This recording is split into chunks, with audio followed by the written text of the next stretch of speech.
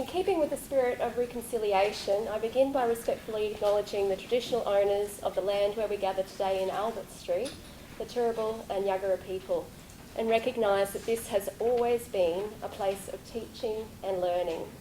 I wish to pay my respects to their elders, past, present and emerging, and acknowledge the important role Aboriginal and Torres Strait Islander people continue to play within the education and research community.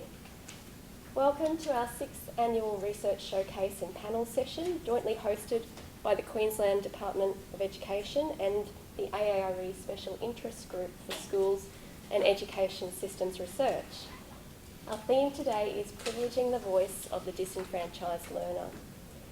It's a timely topic as the Queensland Government last week released a youth engagement charter that lays out a commitment to engage with young people in ways that are accessible and meaningful.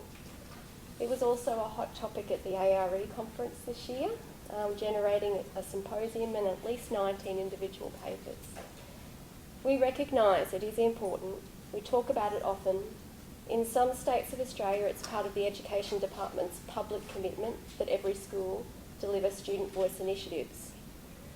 But the evidence suggests that students' voice can often be tokenistic, and for those students who we most need to hear from, student voice initiatives can be overwhelming or unavailable. Today's showcase is an opportunity to hear from 3 academic experts that are researching different aspects of student voice and disenfranchised learners. We have Professor Marnee, Dr. Shay, and Dr. Jenna Gillett-Swan. Joining them as our discussant today and facilitator of the panel session is Professor Peter Renshaw from the University of Queensland, who also has significant experience in working with disenfranchised learners. I'm pleased to say that today we'll also be hearing directly from students who are attending an alternative education setting.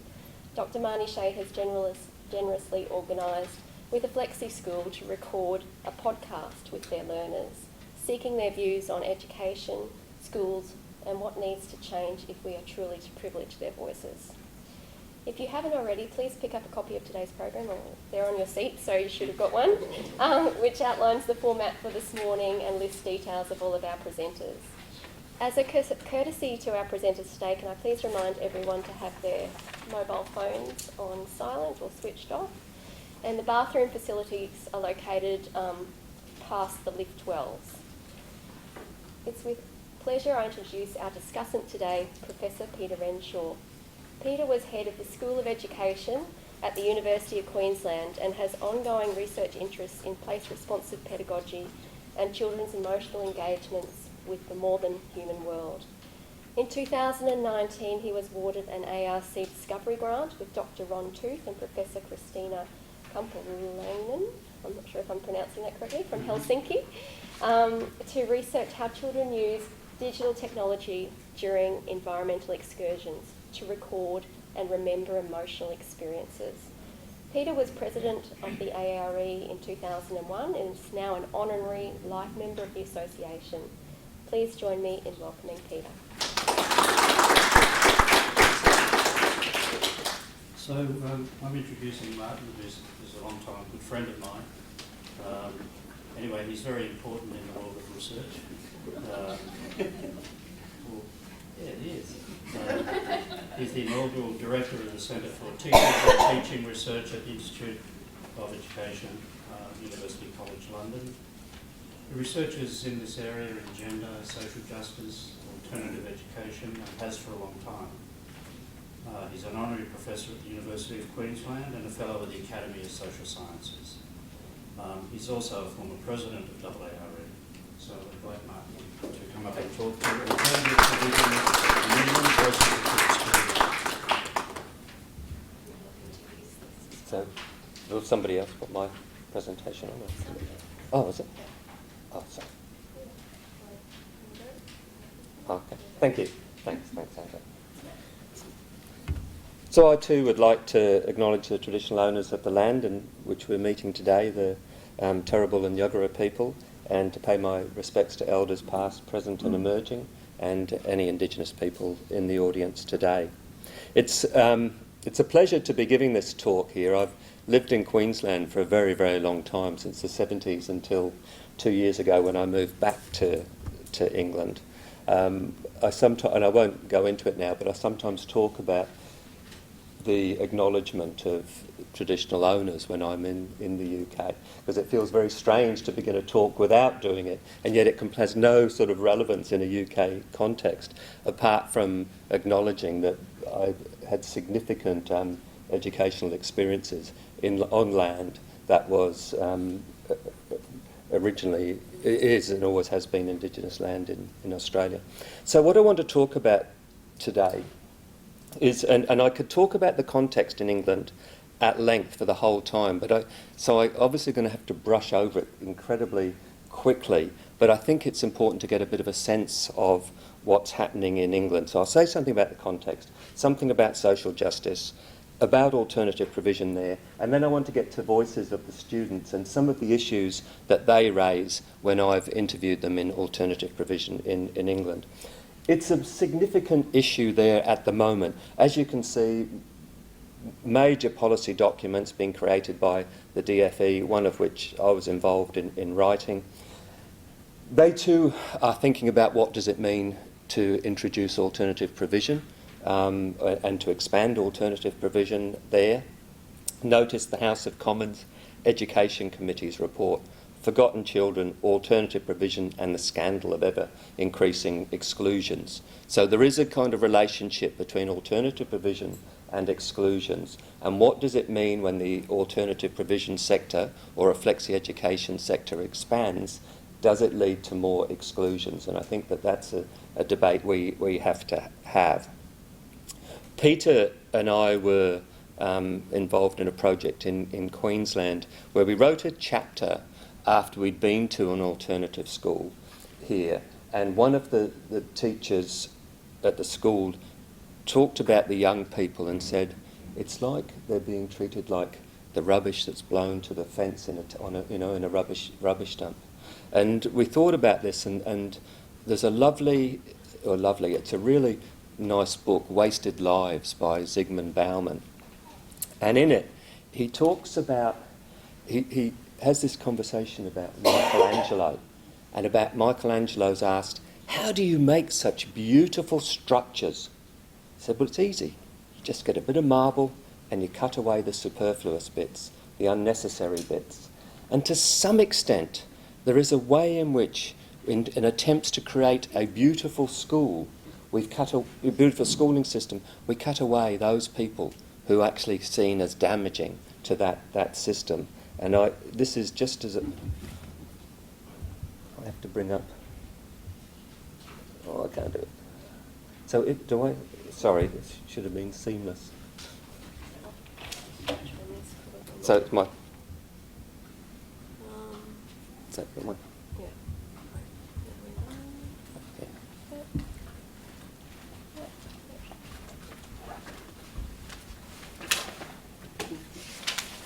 So at exam time in England, there's this constant way in which students are disappearing off the rolls, right? In a way being cut away from the school system in order for the schools to be seen as beautiful, if you like, in a way. And I think that has been a part of this illegal, exclusion process that's been going on in the UK. I've been following the British media at the same time as I've been following the Australian media around PISA, right? And in Britain, they've been going up in terms of maths, science, reading. There's lots to be, pleased with, right, in terms of the achievements. However,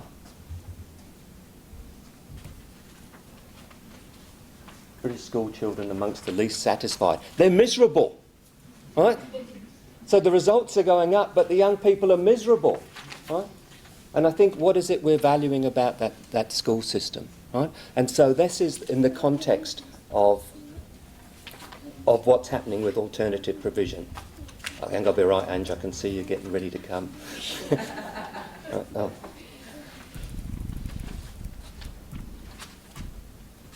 So that's the context.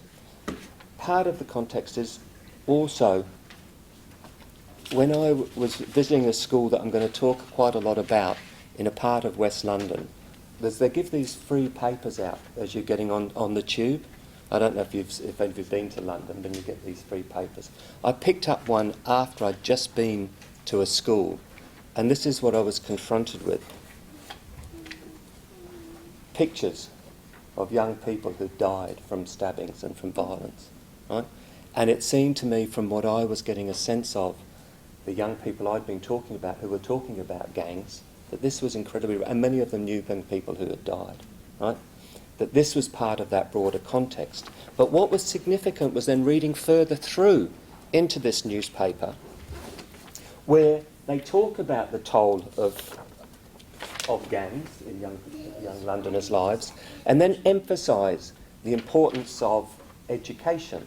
However, and the bit I've highlighted, and I don't know if you can read it, and I'm going to have to go really close to read mine, the solution is quite simple: to raise the academic standards of the schools that these young people attend. Some of the schools are academies, although not all. Academies outstrip the average. There are some which have greatly boosted the attainment of black pupils, and you would have noticed the colour of the faces. Ensuring that these children are directed towards hard academic subjects, and it goes on. The truth is, there is no routine out of deprivation like a good school. What made me really stood out for me is that the school that I'd just been to would not, in any strength of the imagination, have been seen as a good school in terms of the definition that was being played with here. It was not offering the English baccalaureate. It was not offering really high academic subjects, although young people were being challenged and being encouraged to think. They weren't wearing uniforms. It was very much like the flexi schools here. The young people felt really positive about these places, and I'll say something about that in a moment, right? But this is not necessarily the answer for these young people. So that's, again, some of the context. I just have to do a tiny little bit of theory, I guess, before I get into the data. I never know which to say anymore. Social justice. So I think this, for me, is a massive and significant social justice issue. So I love the work of Nancy Fraser, who makes the point that justice requires social arrangements that permit all to participate as peers in social life. Overcoming injustice means dismantling institutional obstacles that prevent some from participating on a par with others as full partners in social interaction. So she talks about three things. Economic, issues of economics and economic justice. That's issues around poverty. That impacts upon people's ability to participate on a par with others. Cultural injustice, now that might relate to racism, it might relate to homophobia, it might relate to discrimination on the basis of age. And this is the one I'm going to play with in a moment. Political justice is the ability to affect decisions that impact upon you. Voice, right? The extent to which your voice is heard. So that's a political justice. Now, there are other forms of justice that I've worked with and others that I know have worked with in relation to effective justice, really significant in terms of the young people that we're talking about here, in relation to the care, the love they experience from both people working with them and outside of the schooling context. Also contributive justice, and I was involved in writing a paper with colleagues about this in terms of curriculum in flexi schools, that you still got to get meaningful work. Right? It's really significant that young people, whatever school environment they're in, as a matter of justice, get meaningful work. And it's not just a case of we need to find a place to park them whilst we get them through some kind of schooling. All of those justices interweave, right? So the focus that the point I'm making today is that political injustice relates directly to voice, but it doesn't sit outside of cultural justice or economic justice. Poverty works to take away your voice. Racism works to take away your voice. Those issues are interrelated, but the ability to actually impact upon decisions that affect you seriously is a matter of political justice. So that's the kind of framework for the talk. And I'm always worried that my introductions are going to use up most of my time. So I'll get there in a minute. Peter's going, yeah. Okay, so I just think that that's relevant. So alternative provision in England, I won't get into any great detail about this, but it's like the English system, which really is, somebody's referred to it as a systemless system. It's a mess, absolute mess, right, the English system, with academies, free schools, some government schools are Catholic schools, some government schools are Church of England schools, then you've got the independent sector. It is really hard to make sense of, right? That alternative provision is a bit like that. Some of them are registered schools, some of them are academies, some of them are free schools, some are run by philanthropic organisations. The one thing that's really struck me, right, so that they're non-fee paying, is that many schools that were working with these alternative provision, at the beginning of because the demand for places is high, buy places at the beginning of the year. So I buy 10 places at the local alternative provision.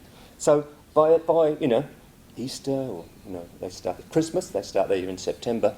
I've only used 3 of my places, but I've bought 10. Oh, who else could I get rid of? So there is, because it's it seems like a false economy to buy too many places and then not actually fill them up. So there's some really complicated, problematic aspects with alternative provision. I'm mainly going to talk about one site that I spend a lot of time at, doing research with teachers and with students. It's a school that I call Beasley Street, obviously a pseudonym, very poor areas of London, there's 3 campuses. And it began, as it says there, in response to a set of London riots in the early 90s, not for profit. It tries to offer all of the academic qualifications that you might get elsewhere. The students have all been excluded by other schools. Some are refugees and asylum seekers that other schools won't take, right? And they can't get into schools. So part of that kind of beautiful system, creating that beautiful system or beautiful school, is actually denying access to some young people. People in England often say to me, have a good look around at what's happening here, because it's a warning to systems all over the world. And I think that that's in part what I am trying to get across today. Says the local authorities buy places. It's got a particular curriculum it develops from the RSA, the Royal Society for the Arts. A range of workers, head teachers, head of campuses, head of curriculum, head of inclusion, teachers, family workers, so they work very closely with families, and they'll go and they'll help people who've been thrown out of the house or having trouble dealing with the local council. They'll have people from the school that will go and work with the families. They've got mentors who can be called at any time. So if somebody's been arrested, the young person might then ring a mentor who will come and meet them. The students, so I want to say something about the students. I sat in one meeting and I took notes where they were discussing a small group of students, and I took a range of notes, and I'll quickly just go through some of who these students are. So student 1, a boy on a child protection register for neglect who's from Estonia. They had a social worker, and the boy had a mentor one day a week, and he was involved in a gang on his estate and was connected to the youth offending service. He and his mother lived with a disabled man who's trying to make ends meet by having people rent from him. Another boy who'd been in a secure unit for 3 years. Another student who'd been expelled by his previous school for abusing a teacher and had been in a gang fight where somebody was killed. Other students on child protection registered. One student whose mother was disabled and required a Zimmer frame, and he'd beaten somebody up who had made jokes about his mother. Another boy who was from Afghanistan, and his father had disappeared, been taken by the Taliban, kidnapped by the Taliban, disappeared. Nobody knew where his father was. No schools were accepting of this kid. 5 minutes, oh God, okay. Sorry, okay. All right. So many of these students, when they talk about the school that they're in, the current school, they love it, but they talk about they'd rather be in the mainstream. So despite all the positives, they would like to be in the mainstream, right? As this Imran says, I was meant to go to another mainstream, but I had 3 interviews at 3 schools, and they all said no. Sadiq's the same. He says, I'm only here temporarily. The other teacher said, no, he's not. He's going to be here permanently, right? Mohammed, similarly, and Oliver, and all of these boys come from marginalised ethnic backgrounds in the UK context. I asked him, would you like to have stayed at your mainstream school? Yes, but we have no choice. And he talked about, it's quite, it's distressing, but, well, you're not allowed to go to any mainstream schools. No, I wasn't. This is me. That's pretty tough, isn't it? I know that's how students become corrupt if the mainstream is like that. What do you mean by corrupt? Giving us a worse education. So they talk of the positives, but they still feel that this is a worse education, being in these schools. Many of the kids were involved with gangs. So Imran talks about, says they'd work for older people, right? Sell stuff. I asked him, so what does older people mean? Does it mean somebody like my age? He says, yes, 20 to 35. I had to leave that in, right? But you can make hundreds, thousands of pounds, they say. Right? Now, the teacher, the head of campus says, look, when they're being made to work for an elder or an older person, they have to be on the spot where they're told to be. If they're not there, it's actually quite dangerous for them. Right? So if they're late to school because they've had to be on their spot, we understand that, right? Because of the dangers associated with not being on your spot if you're being expected to. Other teachers talked about about gangs and how much money some of the kids had. But Imran makes this point.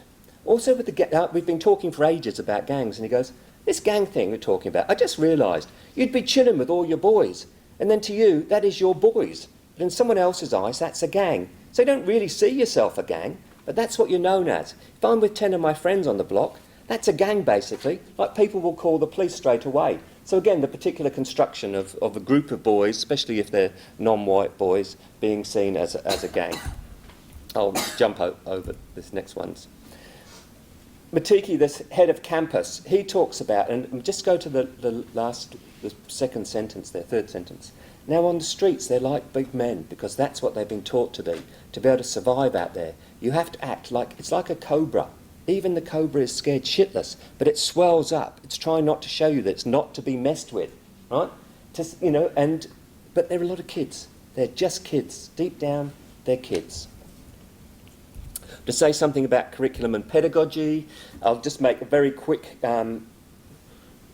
comment here. So I'd been sitting in this class, and the students had been talking to the teacher about having to do a presentation. Some didn't want to do the presentation, but she talked them around. They asked the teacher, what do you do? And this is me saying, I heard people in the class, Renee was talking about how she did psychology, and you said, oh, that's where they teach you how to fuck with people's heads. Now, at first I'm just thinking, oh, okay, what's going to happen here? The teacher just went over it and just kept talking about what psychology was and kind of recognised that, some things we have to understand that's part of their language. They ended up doing their presentations, and they were incredible presentations and they were doing World War I poetry of all things, right? And they were linking it back to things in Afghanistan that they knew about and so on. So in terms of the curriculum and pedagogy, well, the things I would say there in terms of voice and political representation, the teachers stretched them. She took them into places, right, that they would not have gone otherwise, but she began with their voices and began by talking to them about the issues that were confronting them. Behaviour. So one of the questions I always ask these young people, like I work with people who are going to be teachers, right? What do I need to tell them? Okay, and oh God, so I should have prepared this a better. Sorry. So that look, in the school they have a completely no exclusion policy, right? No punishments, no detentions. Many of the behaviour goes away with that. I'm just going to skip to my conclusions and principles, right? So what I would say, and why I'm pulling out some of the student voice, it is a social justice issue. It's entwined with all other social justice issues. If you are talking about voice, it's like, if a tree falls in the forest, and we don't see it, that it really fall, You can't have voice without listening, right? It actually means for somebody to talk, there's got to be a conversation. it can also involve silence. Some of the interview transcripts that I was showing that I didn't get to, some of the kids were really quiet and didn't really want to talk. Like sometimes voice is actually being able to stay silent and saying, this is not my time to talk. Teaching involves a relationship between teacher and the learner. Healthy relationships entail meaningful conversations and communication. There has to be a conversation going on with if voice is there, and it has to be meaningful. I do want to just show 2 quotes because I think they're rich. Can I just... Thanks, Ange. Look, these are 2 quotes from Australia, actually. One from a flexi school linked to the department in Queensland. And I was talking to one of the mentors there who was a former retired magistrate. And when I talked to him, this had such a big impact upon me. Because he says at this flexi school, I walked up the front stairs and I saw in those days there were a couple of boys that were in raggedy clothes, the dirty, smelly hair. One of them had bits of steel, metal hanging out of his face. I was thinking to myself, why the hell, what am I doing here? It was only a couple of years ago I was sentencing kids like that. He was a magistrate who actually sentenced kids. And then I come in and it took a session, probably an hour of talking to these kids. And then I started to realise, hey, wait a minute, I've prejudged these kids. I have been prejudging them wrongly, of course. Really prejudging in the literal sense, you know. So now I have totally changed the way I think. So in many ways it's the conversation, and why I was trying to show that some of those other bits of data was about the importance of understanding the young people's lives, where they're coming from, the importance of listening to them in relation to the kinds of issues facing them and how that impact upon their schooling. Last slide I want to show you is from a principal in the ACT that I'd had a conversation with when I was doing a project for the department down there on disengagement. And it was one of those moments when I felt like it was almost, you know, poking me in the chest. And it links with the title of this showcase. Oh no, it's not there. I must have an old one. I thought I'd take it. Okay, I'm going to read it to you. And he goes, I really hate the word disengaged. Every time I get the chance, I say to people like yourself, and this is when he's kind of pointing at me, that the real word is disenfranchised, because disengaged suggests it's the student's fault, when the reality that usually is that it's just the education system doesn't provide anything that meets the needs of the disenfranchised. Disenfranchised raises the issue that it's about rights, raises the issues that it's about social justice, and raises the issue of voice and the importance of listening to young people's voice. And I'm so sorry that I put too much into my presentation. Thank you very much.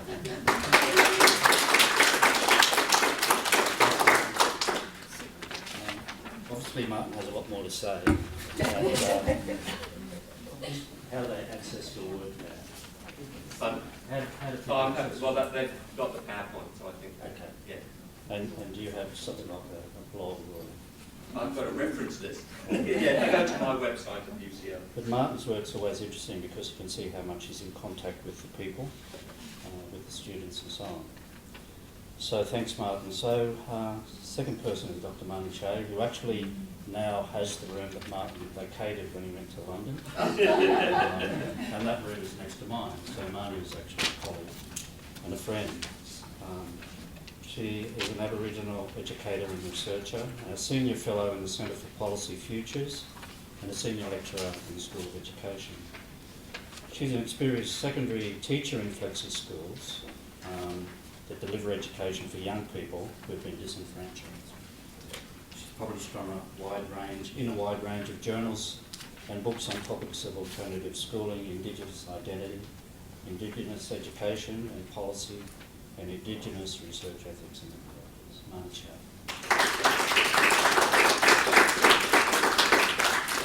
Thank you, Peter. And I can confirm, because I took Martin's office, I didn't have to get someone in to smoke it. So,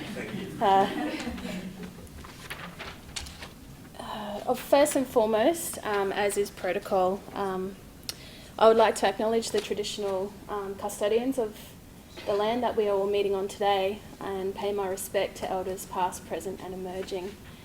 And I don't have any Indigenous colleagues or community people here today because unfortunately we have a lot of sorry business in our community at the moment, and we actually have a big memorial going on across the river. And and that memorial is for Uncle Sam Watson. So I'm just going to pay tribute to Uncle. Uncle Sam was a well-known and respected elder and activist in our community. There have been so many tributes after his passing of his 5 decades of activism for Indigenous rights, and today, as our community remembers his tireless fight, I must acknowledge Uncle Sam and the many elders who fought for my generation and the generations after me that I will talk about today, to have the opportunities that Indigenous people just didn't have in the 50s, 60s and 70s, and in particular, access to education. So I'd also like to acknowledge my Flexi School colleagues here today, and I believe there's only one. And again, it's the last day of term, so it's a tricky time of year. But I'd like to acknowledge Dr. Anne Morgan, who has been a great mentor and colleague, and you might want to check out Anne's research work because it's about practicing in Flexi schools, and there's some fantastic work that Anne has done. So about me, you've heard about me, but my mob's from Daly River in the Northern Territory, but I was born in Brisbane and grew up. So I've got connections around the community here, but also on the Sunshine Coast where I went to high school. I am a youth worker, teacher, practitioner, but also my research has been primarily in Indigenous education, but in Flexi school context. So I haven't really left Flexi schools in a way. I keep going back to them, mostly because of I believe the work that happens there is really important. So I haven't focused my talk today on one particular thing. I've sort of brought together a range of things that I've learned around student voice. But I have focused my presentation on the voices of Indigenous young people. And I've done that because I feel like if we can get that right, we can get the whole inclusion of student voice right. We have an issue in this country around, a lot of unresolved issues around colonisation and the ongoing impacts that has on Indigenous young people. So I hope that it's of interest and use. So my presentation, again, will be based on my practitioner experience and my research across multiple projects. Young people have always had a voice, so I'll probably just echo some of the things that Martin was saying.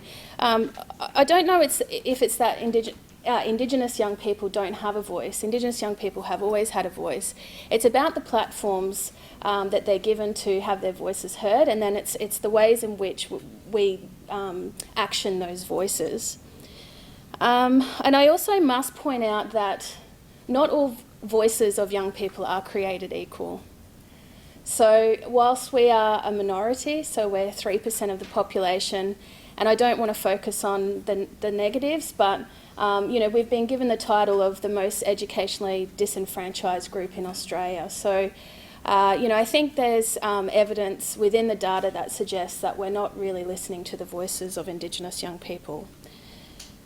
And we're also a young population, so the 2016 ABS data told us that we're a very young population, so just over half of all of our population is under the age of 25, which is really significant. So Uncle Sam and many elders' activism that granted us inclusion and access to education, but the data, the Close the Gap data also tells us a story.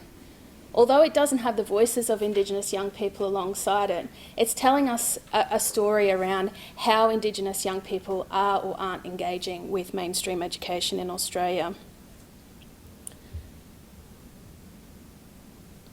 But I personally believe from my research and my practitioner work that Indigenous young people have a whole lot of answers and solutions to some of these complex policy issues that us adults really can't sort out. So when I'm talking about flexi schools, it's probably a little bit different to the schools and the terminology that Martin used. So I'll just quickly touch on that. So flexi schools is the term that's used in Australia to talk about schools that are for young people who've been disenfranchised from education settings, and to really created a typology to kind of map that and explain that, because Like Martin said, in the UK, we have a similar issue here in Australia in that flexi schools are popping up all over the place in a really ad hoc and haphazard way. And I think there is a little bit to be concerned about here as well.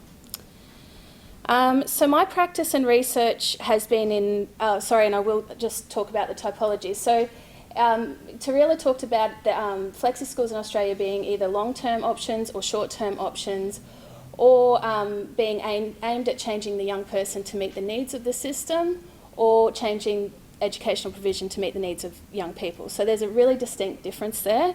And all of my work in research and practice has been on long-term options that are changing educational provision to meet the needs of young people.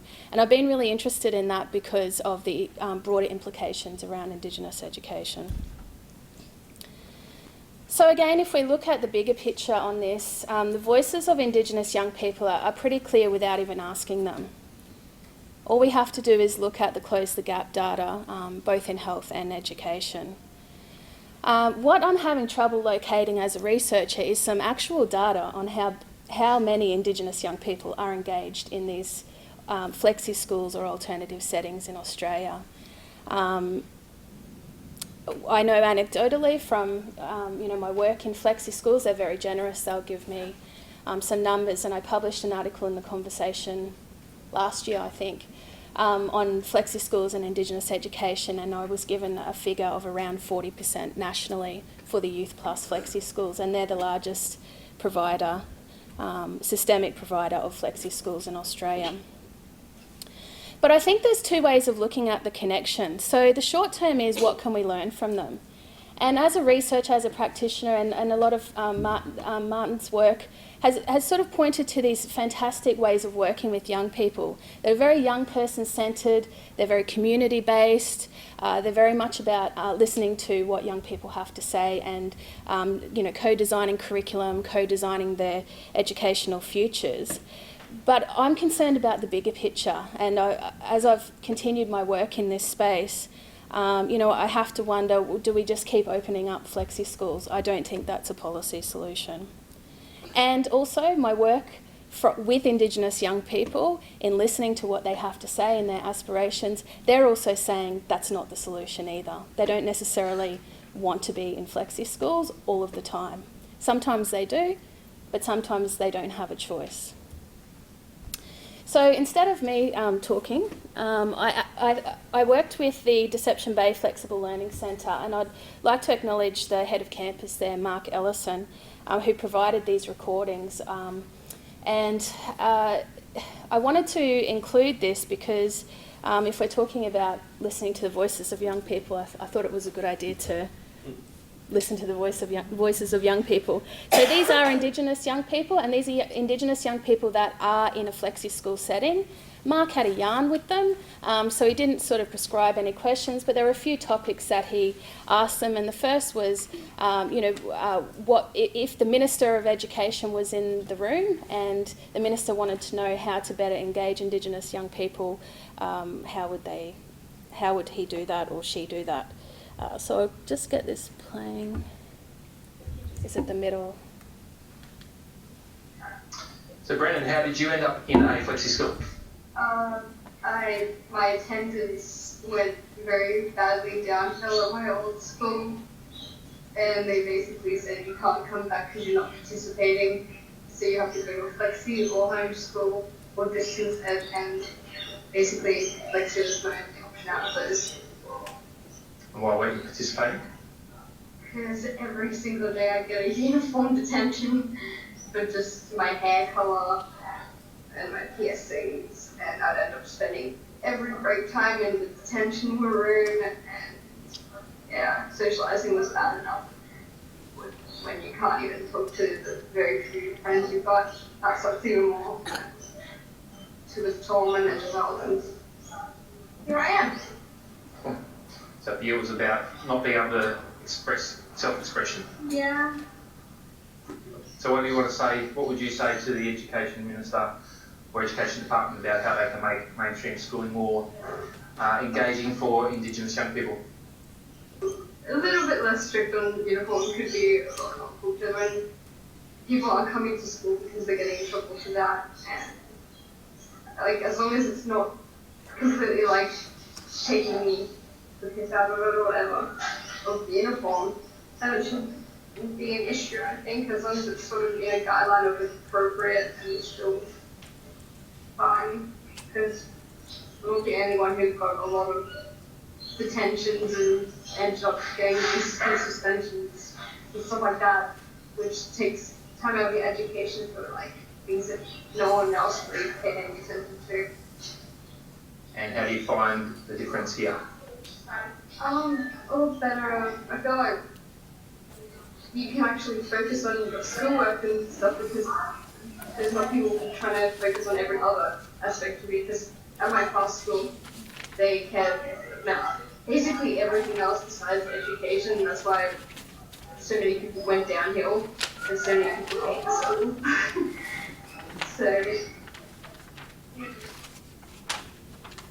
So Ash, tell us how you ended up in Flexi. Well, when I was in mainstream school, I didn't feel like I fit in at all. Felt like I was bullied and didn't feel like I could get work done because of all that going on. And when I was introduced to Flexi and introduced to all the people here, I felt like I could actually do something for once. Awesome. And what do you want to say to the Education Department or Education Minister about making Indigenous or making mainstream school more engaging for Indigenous young people? What public schools could do is hire an Aboriginal teacher that could show students with Aboriginal background culture, the games they played, go to public Aboriginal events and show them what it means to be an active Aboriginal. Something that you wanted to say to the Education Department or the Education Minister on how they could make mainstream education more engaging for young people, and particularly Aboriginal and Torres Strait Islander young people? What would you say? Definitely be more hands-on with all sorts of students, especially Indigenous students, because they're more active learners if you help them. And I don't know, you just put a lot more work into, I suppose, the teacher aids and learning tools and utensils that I have. Yeah. What's been the biggest difference, or the thing that has made it easier on you coming here as compared to mainstream? It's not so overwhelmingly big. There's not too many people. Like, our school's getting larger as we get older, but I know the teachers are more open. Yeah. More hands-on, like I said, with us in class, so we're learning more actively. Which aspect of school is really good, keeping us active as well, is keeping us actively learning in our school classroom and stuff. Yeah, it's been good for me. Sure. Just last one, you said that Indigenous people are more active learners. Do you know anything other? Are there any other differences that you think Indigenous young people have in terms of learning styles? Yeah, definitely. Like, we're not really, I don't know,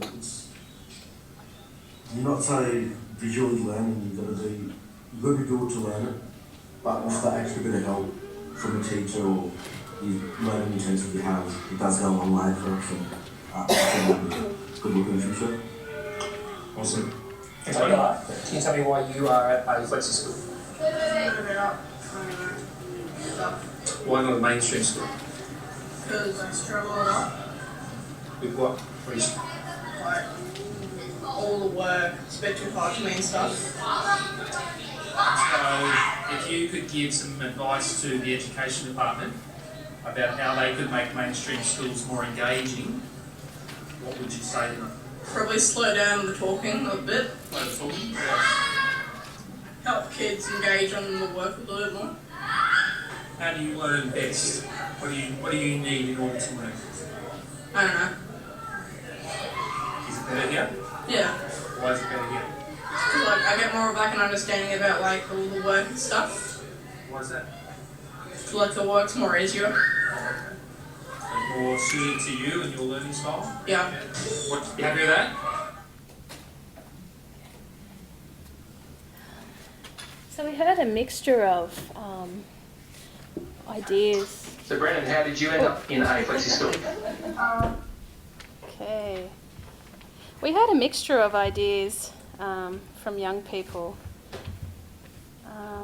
But again, it's one thing to ask and give young people a chance to have a say, but it's what we do with it that really matters.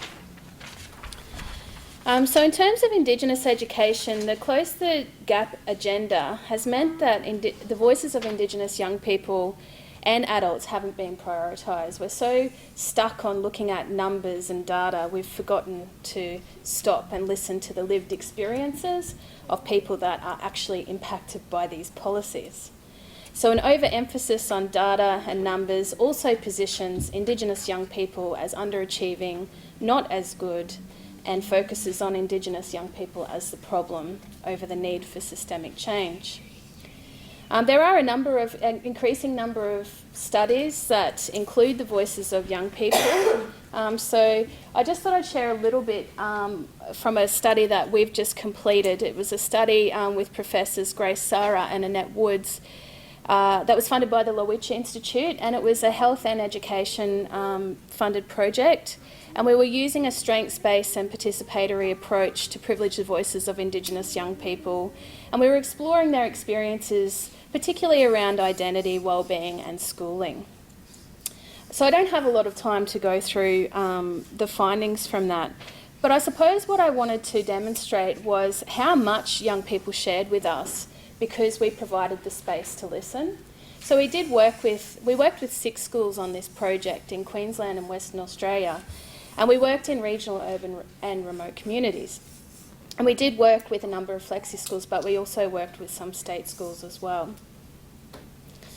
And, you know, some of the feedback from the schools was surprise at how engaged Indigenous young people were on the project.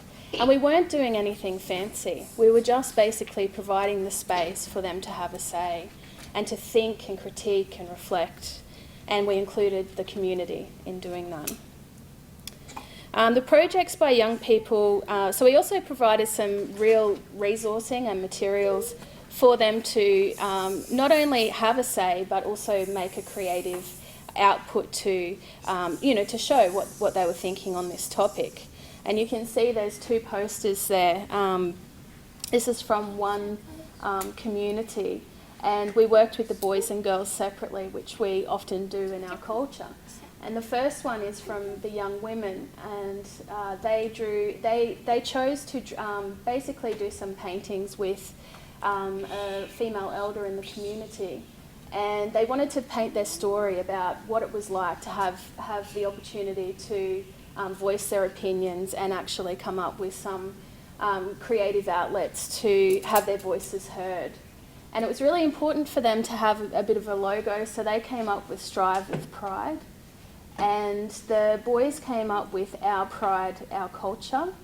And obviously the paintings aren't just nice, pretty paintings. They have a lot of meaning.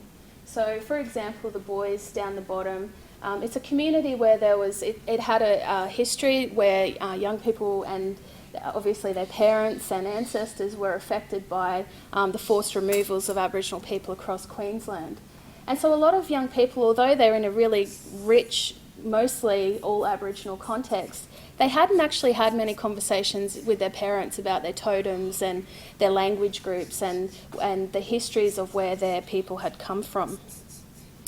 But what we found is that, in providing the space, young people were telling us really clearly a very different picture than what is presented in the media and also in education policy around the capabilities of young people. They had lots of ideas, lots of solutions, and lots of insights. And again, the issue isn't just about providing the space or listening to the voices of young people. It's about what we do with that. So we published an article just recently on this particular project. And interestingly, and I will tell this story, although the conversation did publish it, it was initially rejected. And it was rejected because I was told that it's not really a media hook if Indigenous young people have achieved something great. I needed to have a media hook. I needed to have some sort of news story with it. And so in my emotional response to that, and she's a very, very lovely person and editor that delivered that news, I had to think of really quickly a news hook that didn't involve crime or the other ways in which the media represents Indigenous young people. So recently the Garma Festival had happened, and I knew about the Imagination Declaration, and I knew that it had had little media coverage. It had been picked up by NTV at that stage and SBS, but most people hadn't heard of it. And so can I just get an idea about who's heard of the Imagination Declaration here? Yeah. Okay, so still quite a few people that haven't.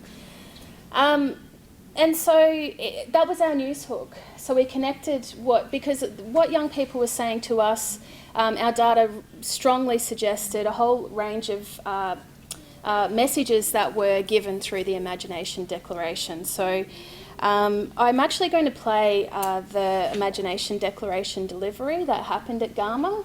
And the Imagination Declaration was facilitated by AIM, the Australian Indigenous Mentoring Experience. And I do want to point out that the creation of the Declaration was with 65 Indigenous and non-Indigenous young people.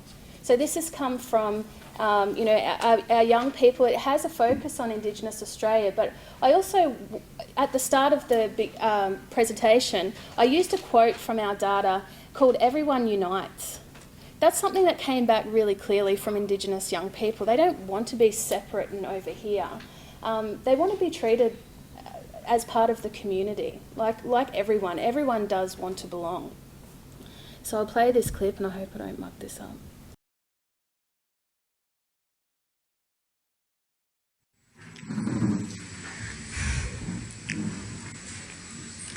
To the Prime Minister and Education Ministers across Australia.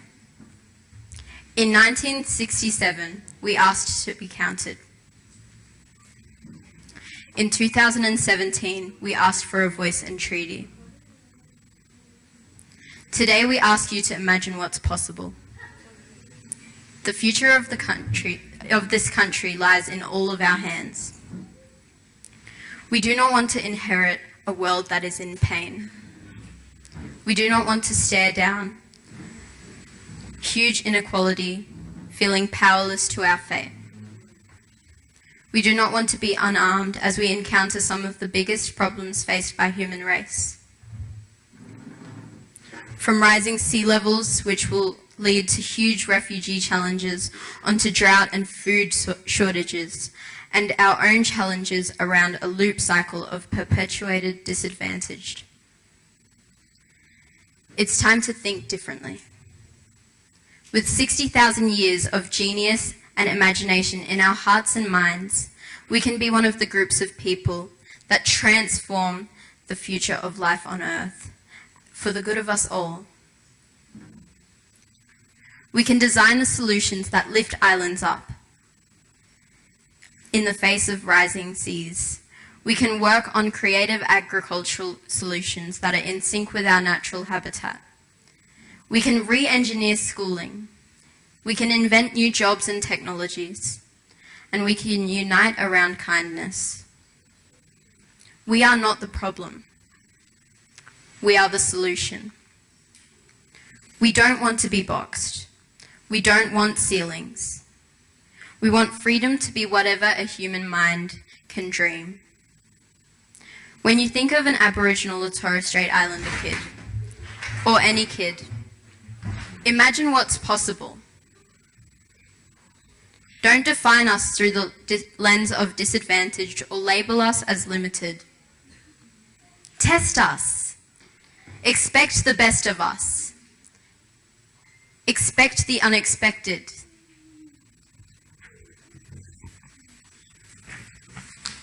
Expect us to continue carrying the custodianship of imagination, entrepreneurial spirit, and genius.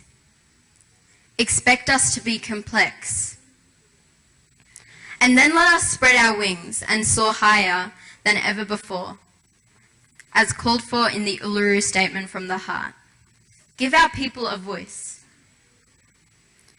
We call on you and the education ministers across the nation to establish an imagination agenda for our Indigenous kids and, in fact, for all Australian children. We urge you to give us the freedom to write a new story. We want to show the world Aboriginal genius. We want to show Australia Aboriginal leadership and imagination for the whole nation. Over the coming months, we'll be sharing the declaration of thousands of Indigenous kids across our nation, and together we'll say, set an imagination agenda for our classrooms. Remove the limited thinking around our disadvantage. Stop looking at us as a problem to fix, and set us free to be the solution, and give us a stage to light up the world. We want the imagination agenda in every school in the nation, from early childhood learning through to our most prominent universities. To our Prime Minister and Education Ministers, we call on you to meet with us and to work on an imagination plan for our country's education system, for all of us. We'd like to invite all of you here today to come up and sign the declaration with us and send a message to our education leaders across the nation to imagine what's possible. We are the solution, not the problem. Thank you. But again, it's about it's reconstructing the issue through the voices of Indigenous young people. And I wanted to leave you with this slide. So this is some raw data from our project. So this activity was, we called it A School for Me. And because we were exploring identity and wellbeing, and I also want to recognise there's lots of intersections for everyone around identity, but for Indigenous young people as well, some people forget that they might often be dealing with other issues of discrimination, whether they have disabilities or LGBTIQ or lots of other ways that people are disadvantaged as well as being Indigenous. And not wanting to talk about identity through a disadvantaged lens, but we just need to acknowledge that. So the activity was to create a school that makes them feel good about who they were as Indigenous young people. And so it was an imaginative activity, really. They were given pens and crayons and all sorts of really cool materials to draw us what their ideal school would be. And there was no limitations on it. They could have put whatever they liked on it. And this is a really powerful image that one young person drew. And so that the drawings are the data, but also the listening to the explanation around the drawings was also a really key part of our data. And I actually worked with this young fella, and he said, he sat there after he drew the school. And lots of young people were adding glitter and doing really, but he left it there and he was sitting there really quietly. So I went over and had a little yarn with him, and I said, "Wow, can you tell me about your school?" And he told me, he said, "All I want is for there to be no racism at my school, and for me to feel like I can be Aboriginal and be at my school." And so I said, "But is there anything else you want with that? Do you want a swimming pool, or is there anything else?" He said, "No, that's it. That's all I want." So again, it's about how we take these messages and we do something about it through policy and through practice. Thank you.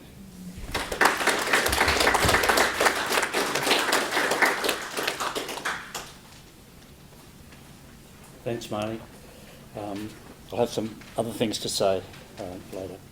So now I'd like to introduce Dr. Jenna Gillett-Swan, who's a senior lecturer and researcher in the Faculty of Education at QUT. Her research focuses on wellbeing, rights, voice and participation, and different ways that each of these aspects intersect with education. She also specialises in qualitative participatory research methodologies.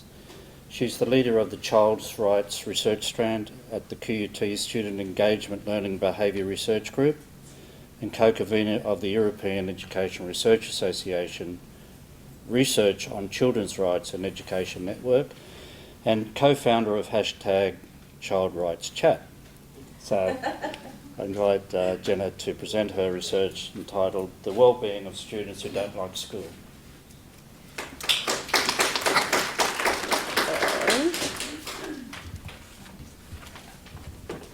There we go.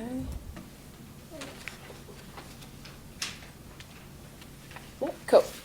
Thank you very much, everyone. And I think that a lot of what I'm going to say today echoes a lot of what Marnee and Martin said, particularly in terms of some of the things that the children and young people in their studies express about some of the reasons or rationales behind their disenfranchisement. For those up the back, just let me know if you can't hear me. I've been mentholing up during the previous two presentations, so if I'm a bit soft, just let me know and I'll try and be a bit louder. One of the other things that you'll also see with my presentation is I'm really going to try and drum home as well some of those other messages from Martin and Marnee, particularly around thinking about and problematising the ways that we do and do not listen and provide audience and allow influence for voice elicitations for students. And I'll be giving you a bit of a snapshot, I guess, of a project that we've been doing over the last 2 years where we've sought to try and find a way that we can try and make this happen in more practical terms. But before I begin properly, I also would like to respectfully acknowledge the traditional owners of the land where we're meeting today and recognise that this has always been a place of learning and teaching. I also want to pay respect to their elders, past, present and emerging, and acknowledge the important role that Aboriginal and Torres Strait Islander people continue to play within the education and research community. So, as Peter said, my presentations today is really focusing on a subset of students, I guess, in a much larger study that we did. And we're looking at the voices of, or the wellbeing experiences of students at a large, low SES school in southeast Queensland. Who, what, when, why, where? So, as I said, this has been a project that's gone on for approximately the last 2 years. So it started at the beginning of 2018 and we're coming to the end of the second year in 2019. And what we were doing was we're working predominantly with students in grades 7 to 10 and looking at their conceptions and experiences of wellbeing and working together with the staff and the students at the school to try and come up with a collaboratively developed wellbeing framework for action to look at how we can actually look at doing something about the things that the students raise. I think there's probably two key elements to this project. So one is the findings themselves, but also I think equally important is the process that we undertook, which I think contributes quite substantially to the types of outcomes that we've had and some of the initial impacts that we've been able to demonstrate there. Underpinning all of this is really a rights-based approach. So as with my introduction, kind of rights is filtered all throughout me and my profile and my bio.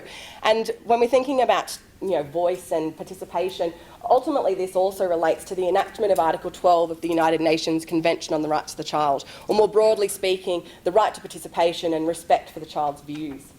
Now this here is a visual representation of the Lundy model of participation. It's possibly one of the most influential and well-known participation models worldwide. It's used as the basis for a lot of policy in many governments and also in terms of educational practice and provision. And one of the reasons why I wanted to highlight this in particular is because from a rights-based perspective, we've spoken today already about the importance of having space, so providing those multiple opportunities for voice to actually occur.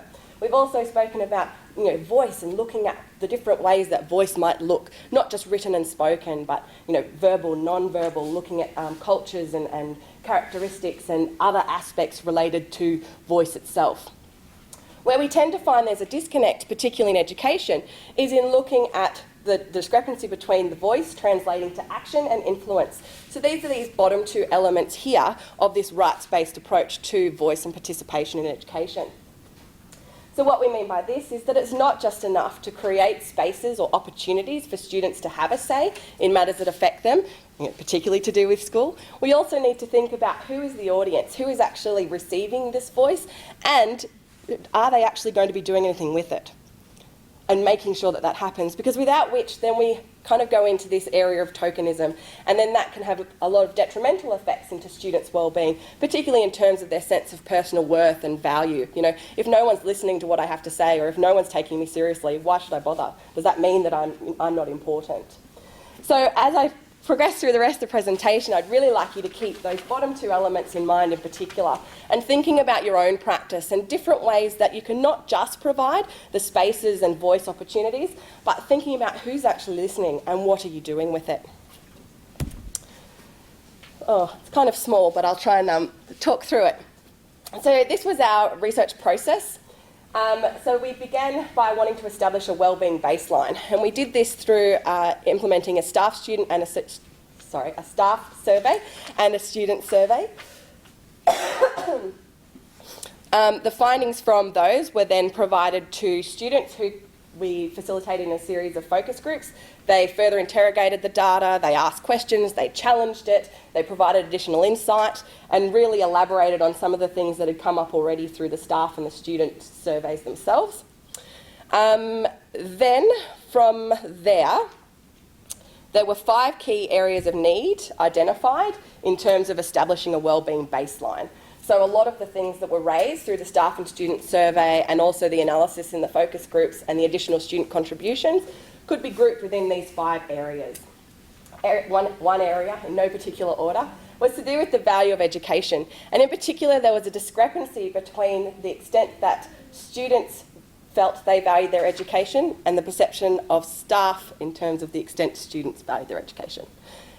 So I'll rephrase that so it makes a bit more sense. Students felt they valued education more than staff felt students valued education. Everyone, now it makes sense. Sorry, this is a bit annoying. I might just move over to the side. Yes, so that disconnect there obviously then has implications as well in terms of a number of aspects impacting the day-to-day experiences of students. There was also many things raised in relation to respect and recognition, and in particular for those students who felt as though if they weren't exceptional at something or representing the school in something, that they didn't necessarily matter. There were also quite a few responses around students indicating that they didn't know if anyone would even notice if they were there or not. So in terms of that relationship between the sense of connectedness and belonging and actually feeling as though you matter, there's obviously wellbeing implications there as well. Respect and recognition also overlap somewhat with the relationships aspect, but relationships was also conceptualised more broadly as well. So we're looking at the relationships between staff and students, students and staff, and students and students. Relationships between staff and staff didn't really come up too much, but obviously all of that is interrelated. Equality and fairness, particularly around who was and who was not allowed to do things. And one of my examples that I use all the time is in relation to toilets and toilet access. So quite a few students use that as an example. They say, such and such is never allowed to go to the toilet, but when I ask, I am. It's not fair that they're not. Why aren't they allowed to go to the toilet and I am?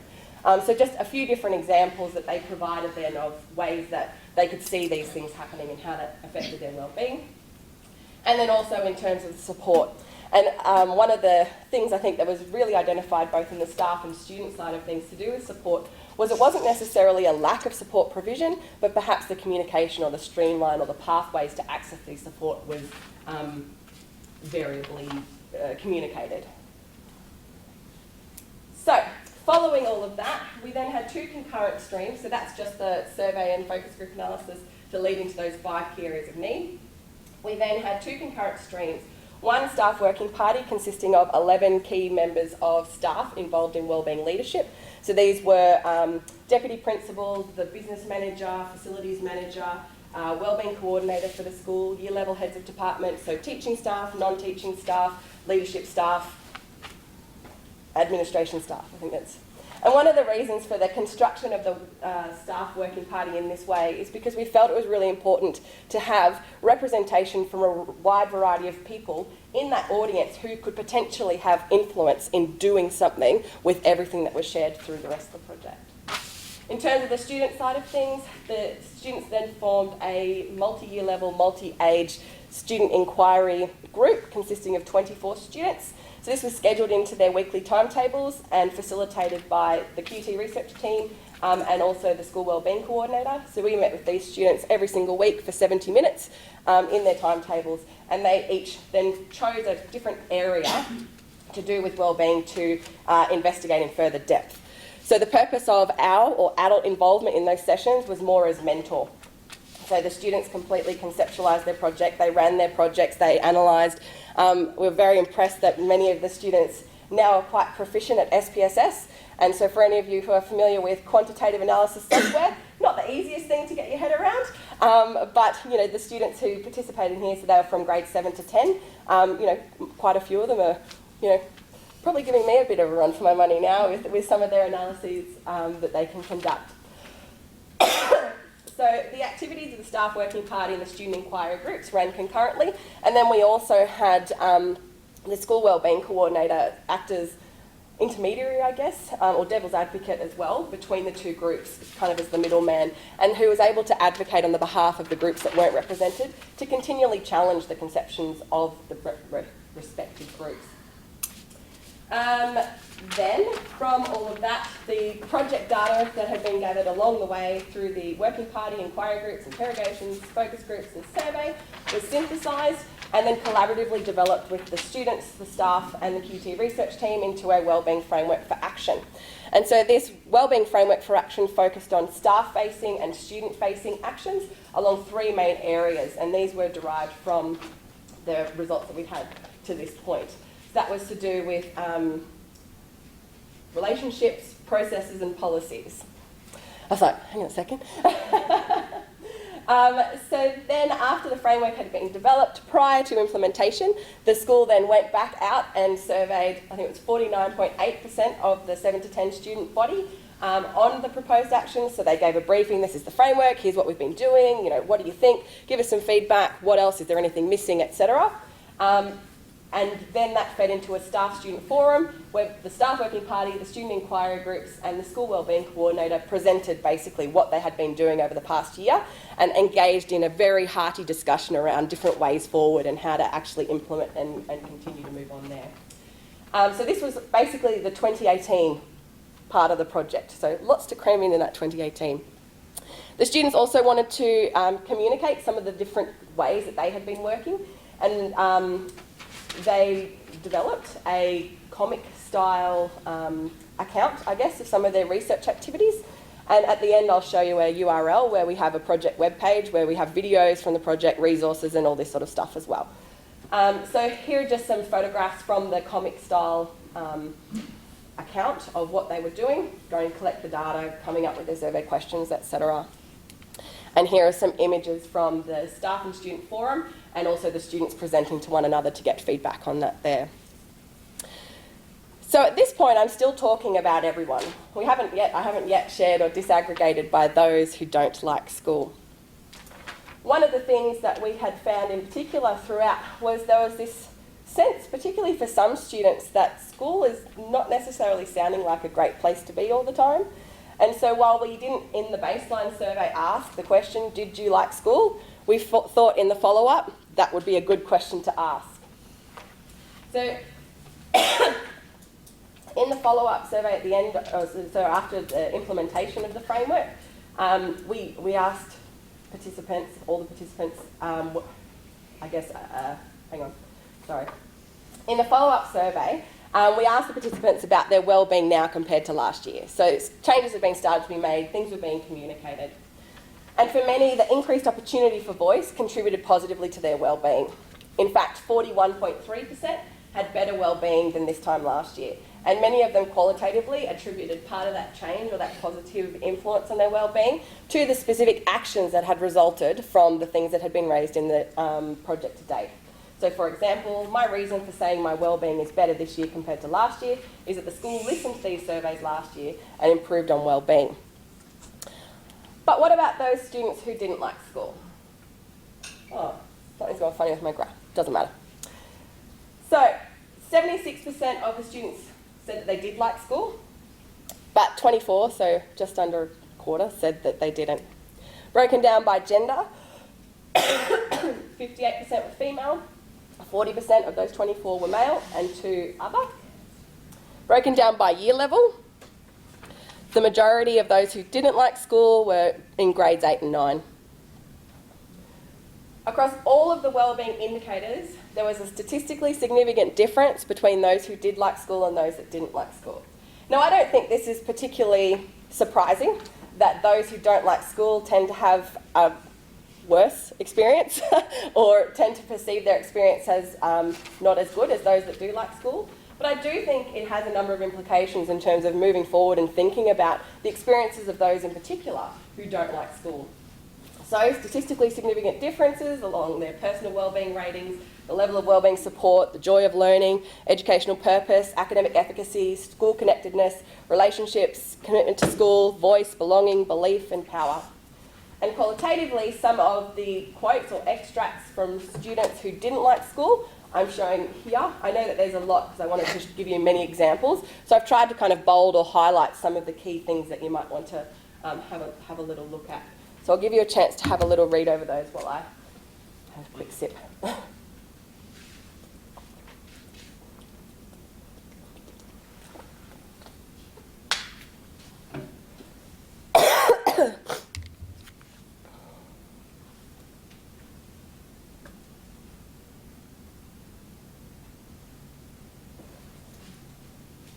So these are just a few examples of the types of things that students who said they didn't like school provided as reasons for why they didn't. And particularly in this long green one here, I think one of the perceptions with students who don't like school, or the stereotypes, is that it's a vent fest. But you can see here that, I understand the reason behind, but, these are the things that make it a bit tricky for me. These are the things that contribute to why I don't like it. We can see also as well, I can't express myself. Students are never consulted for important choices. All things that, relate back to that inclusion and participation and looking at, making sure the voice is heard, respected, valued and acted upon. In relation to wellbeing compared to last year, so as I said, 41.3% said it was better, 48.4% said it was the same, and 10.2% said it was worse. This was for the overall group. Of the 48.4% who said it was the same, many of them said it's the same, which is a good thing. Things are good before, they're still good, so that's good. Some of them said, we see that changes have been made, but we don't know what effect these changes will have yet, so we're not prepared to say whether it's better or worse. And predominantly for those who said it was worse, it was to do with, again, that feeling as though nobody wouldn't notice if they weren't there, that feeling as though maybe I don't matter. In relation to those students who don't like school, for some reason my things are all out, but if you can't see it, let me know and I'll read it to you. So this is broken down by those who like school and don't like school in relation to their wellbeing compared to last year being better, the same or worse. So you can see that for those students who said their wellbeing was better, only a small proportion of that was made up of students whose wellbeing, only a small proportion of that was made up of those who didn't like school. Similarly with same, but interestingly, those who thought or felt their wellbeing was worse this year, almost half were those who didn't like school.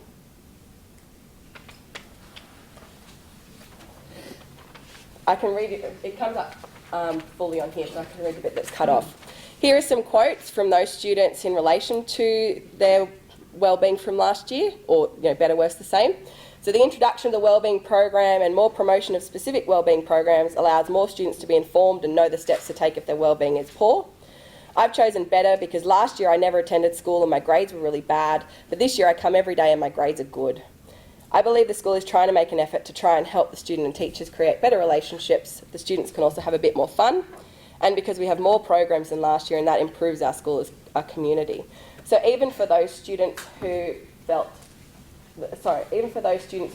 like school, there were still a number of positive things that they attributed to why their wellbeing was considered better this time than last year. For those who felt it was much the same, some examples: I feel the same in this school, nothing much has changed about my views. I haven't seen dramatic improvement, although there have been good ideas to improve wellbeing at the school. These plans just haven't been put into action yet. And then, as the example I gave before, last year was pretty good and that's continued into this year. I only hope it will stay the same. And for those who felt their wellbeing this year was worse, the difference between year 10 and 11 has been huge. I was overwhelmed in the subjects as I was expecting. I stopped focusing on myself and put all my attention towards school, and many of my personal issues arose because of that. I just don't like the environment I'm in. I'm not sure, I don't think it has anything to do with the school, but I'm just not feeling motivated or myself. I kind of feel alone. Every day just seems the same, which is boring to me. Well, there's been a lot of drama with friendships and things, and it messes with your head. In relation to student voice and school liking in particular, those who didn't like school reported lower ratings for the school listening to students' concerns, for the school acting on students' concerns, and also for voice opportunities in the school. One of the things I didn't mention at the start is that the survey was anonymous, so we didn't track specifically who gave these responses, but we did have it coded based on level of participation. So when I was talking about the student inquiry groups before, we could identify whether or not people who did or didn't like school also were members of various levels of participation in the project. And a number of those who were actively involved in those very active participatory processes through conducting their own inquiry investigations were also part of this contingent of those who didn't like school. So these students, through their, while we can't map directly which projects they did, we do know that some students who didn't like school were the student leaders of some of these inquiry projects where they investigated wellbeing issues of relevance to them in more detail in their school environment. How am I going for time? Okay. 3 minutes. Oh, dope. So in terms of some of the influence of voice, I found it helpful that this is students as well. I found it helpful we were able to talk to people who were able to make a change. We're going straight to the source of how we can change something. They have the power to do something about it. They reflected on that it was a bit intimidating at first, particularly because often students aren't given these opportunities, particularly to have that seat at the table with people in key leadership positions at the school. But they found it was very accepting of the projects and it was really easygoing. I felt good that my ideas might really make a change in the school and to a lot of people. And I liked that they were asking, they as in the staff, were asking questions and getting involved. It's like getting two perspectives on how they think it is and how we think it is. I think overall, if we're trying to summarise, I guess, everything that has been done over the last 2 years and some of the key messages that we and the students and the staff would kind of present back to think about in your own practice, would be in relation to these 3 pieces of advice. Number 1, overwhelmingly, particularly in the follow-up survey, the students were talking about coming to us, come to our spaces. So as an example of that, they said, you know, there's lots of provision. There's, we can go and see the guidance counsellors up in the admin office. There's all these programs, except that's in your spaces, that's adult places. We want you to come to us where we are. It's a bit intimidating for us to actually go and seek help from you when that's the place where we also go to get in trouble. So come to us, come to where we are. They also really emphasised working with us. They said we really want to work together. You know, it was intimidating at first, but we really do want to work together, both students with students, staff with students, and ultimately all work together towards that shared goal of educational improvement for everyone. And I think finally the other message that came through very strongly was don't give up on us. And some of them gave examples about how sometimes things can be challenging, and we know that, you know, education is a hard gig sometimes. But they said, please don't give up on us. Keep trying no matter what. And I think that's a really important message for us to think about moving forward, about not just the space, not just the voice, the audience, the influence, but about that continual approach of wanting to work together and for that shared goal of educational improvement. So, even though we've been doing this over the past 2 years, it's really only the start of a really long journey. And one of the things in the intentionality of the design that we constructed for this project was to try and build the capacity of the staff and the students involved in the school to hopefully be able to continue these initiatives and this positive progress that we've been making after the project officially concludes. As I mentioned right at the start, to do with that disconnect between space, voice, audience and influence, often what we see, particularly in academic research, is when there's these types of voice initiatives that occur, there's great momentum that continues for 3, 6, maybe 12 months afterwards, but then as staff change or students graduate or priorities change, everything kind of just filters away. So far we've seen some really great continuing of good practice, and we look forward as the team as well to continue to work with the school on that.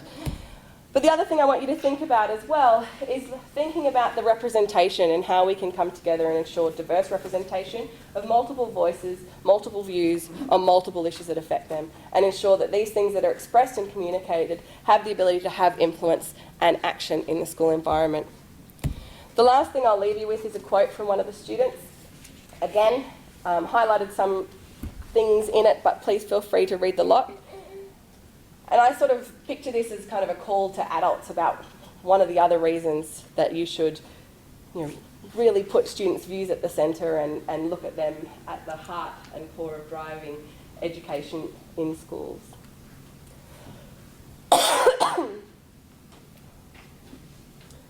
As the student says, the smallest difference can lead to so many big changes, and that's what makes it feel so amazing in the end.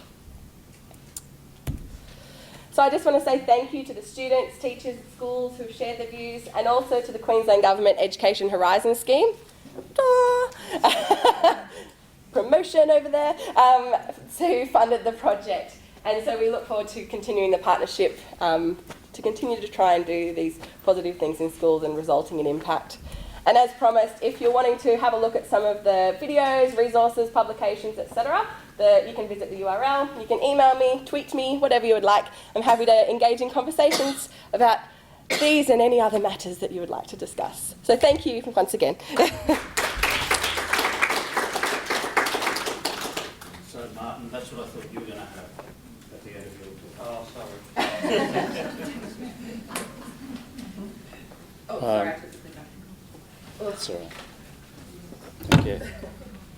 So thanks, Jenna, and also for fighting through with that throat of yours. Yeah. Excellent. So now I've got a few minutes to raise some issues, maybe for discussion. So I don't know, one of the first issues that occur to me is the notion of the policy. So are we going to have more alternative schools?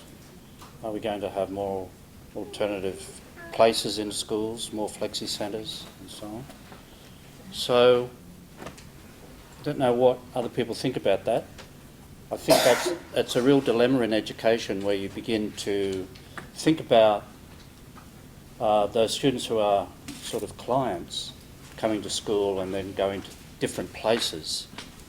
I was struck by Martin's comment that there were a certain number of places that schools had to plan for, and then the student was like a client kind of trying to get entry to that place and so on. So I think once you set up a sense that you have a special bounded area, you've got issues of who's in there, how do they get in there, and how are they then seen within the whole system of schooling. So I think to me that's a really important issue for us. The policy pushes obviously are, I guess I will use the term neoliberal still, there's still those kinds of pushes around comparison between countries, comparison within countries, comparison between schools. So playing the data game and looking good in terms of data seems to be an ongoing policy push, something that every system of education has to deal with. But it's not the only push, of course, but it is something that everybody has to come to terms with. And it seems to me that when you get into that position of trying to look good, then there's a whole lot of policy forces that come into play to sort of say, remove this one or remove that one, and so on. So I think that's an important thing. I don't know what the speakers would have to say about that, or even Angela, about what's happening in terms of policy. Is it an Anglo issue? I don't know. Is this, no? Martin's nodding his head. No, it's not. Sorry. So it's something across, but it's something across all countries, you think? Well, this is your But I like to dialogue. Okay, so Come up here. So I was in Korea not so long ago, where I was invited to give a presentation to a conference on alternative education, and they were facing a similar issue. One was some parents were finding that the system was too high pressured for their kids, and so they were actually creating alternative schools, and there were similarly schools like the flexi schools that had been created for kids who were also finding it overwhelming and were being kind of marginalised within the school. There is a great new book, well, last year a book came out on international perspectives on alternative education. Marnee has a wonderful chapter in that book. I edited it. Oh.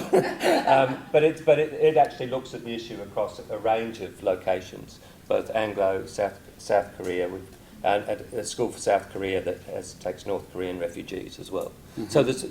So it is actually something that's a global phenomenon Okay. now. Okay, so you're allowed back. So anyway, I think that's one issue to consider. And it seems the motivation for your example of South Korea was very much around the sense of wellness. And I guess that's one motivation for setting up these alternative spaces. But I think, are we immune from these other, I think, more regressive policy pushes that might try to separate certain groups out from the mainstream as a way of ensuring that the mainstream goes on? You know, so we know that the argument is that disadvantaged schools, in a sense, do the heavy lifting. And, you know, you push kids out of some schools into other schools so that you can have these more elite groups that then perform better. I don't know, I think there's a real dilemma here for all policymakers, policy players, around how you deal with this notion of setting up alternative schools that you could argue, you could go in and say to ministers, look, these are great, they're caring places, this is where kids will do well. But there's this other kind of argument too, yeah, and it's also going to help your scores. You know, I don't know, I think it's something to think about. Jenna kind of took away my steam right at the end when you started to think about multiple voices, multi-voice, because I think there is a way of talking about voice that is a bit innocent. So we say, give youth a voice, yeah, but we know, look, that voice could be so totally penetrated by media and by all kinds of other issues in society. Like Martin mentioned gangs and other things. I mean, their lives are not simple, they're complex, and they're open to all kinds of influences. So we talk about student voice or youth voice, but it's not an innocent voice, is it? I mean, we have to listen. The panel's not agreeing with me, or they're thinking about it. But I don't know, I just think that when kids come to school, they could come to school with lots of racist discourses, all kinds of influences from the media. So when we say we want to hear student voice, I think we have to be careful about not making it kind of simple or innocent or that's authentic. Is it the authentic voice and so on? So anyway, that's something to think about. I did like Martin's framing it up in terms of social justice, participation, voice, contributive justice, and that sense that people have been disenfranchised. I was reminded of one of the strands in alternative schooling is around care and critical care, and I really do like the critical care literature, which is reasonably old, but you know, this notion of comforting care, it's okay, you know your place and we'll keep you there, versus critical care, which is about trying to give disenfranchised communities and students more say in their own education, and that in fact ends up being political voice, because in the critical care literature you're often looking at communities that are on the margins in different societies, who don't have much power, economic power or cultural power. And so they are looking to not be sort of looked after in that, yes, know your place kind of care, but this is like, give us a place in this society, listen to our voice, we have something to say. So I like the idea of critical care linking to the notion of activism, because I was talking at AARE conference 2 days ago, I think, about activism, and I think maybe when we talk about student voice, maybe that is part of what we need to put in here, that it is an active student voice, a student voice that pushes out towards political action, to trying to change society that they're living in. Not so much necessarily a voice that's just contained within the confines of conventional schooling.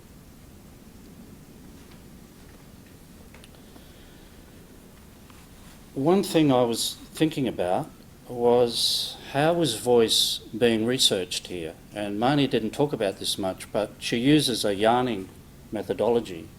And I think the context in which you're going out into the field and trying to understand what students want is really important. So if we take a kind of constructivist approach to methodology, you can think that these research processes themselves are contexts in which it's not just a matter of going out and kind of listening to the voice. You're actually going out and creating that voice through your research methodology. So I think the research methods themselves can be thought of as actively creating these voices. It's not a kind of just going out and collecting them. But in your research process, the way you do your research, I think, can be seen as an active, participatory kind of process of accessing voice. And I think it's interesting that many of the teachers, there's a comment like, well, I never knew that, or that surprises me. So probably the teachers have been listening to students, but not through that particular kind of method. And therefore they don't hear back as the richness and the interesting things that kids have to say. Another important point that came up, I think, is what do you do with it? I think, who was that? I think it was Marnee who said that. What do you do with it? So it's not just a matter of going out and listening to student voice, but then what are the carry-on policy strategies that enable something to happen with that? So it may feel very comforting for us to go out there and hear the voice. Oh, we understand now, but does that change anything to do with practice? So I think that's a kind of policy dilemma, isn't it? Sort of moving beyond saying, yes, we're going to listen, but what are we going to do with it? Is it going to make any difference in what happens in the school?